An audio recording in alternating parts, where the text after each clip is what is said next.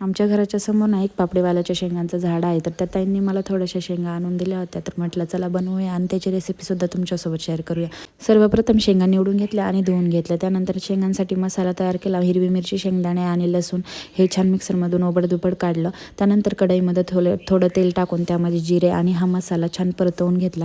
मसाला परतल्यानंतर त्यामध्ये थोडीशी हळद टाकली आणि ती हळदसुद्धा मसाल्यामध्ये परतून घेतली. त्यानंतर त्यामध्ये ॲड केल्या आपल्या शेंगा आणि शेंगासुद्धा मसाल्यामध्ये छान परतून घेतल्या आणि थोड्या वेळ कमी गॅसवर वाफेवर शिजू दिल्या. त्यानंतर शेंगा थोड्या जाडसर होत्या, त्यामुळे मी त्यामध्ये थोडंसं पाणी टाकलं आणि पाणी टाकून शेंगा परत शिजवायला ठेवलं. पाणी टाकल्यानंतर त्यामध्ये थोडंसं मीठ टाकलं आणि शेंगा छान मस्त एक 10-15 मिनिट शिजवून घेतल्या आणि त्यानंतर तुम्ही बघू शकता शेंगा आपल्या किती सुंदर शिजल्या आहेत.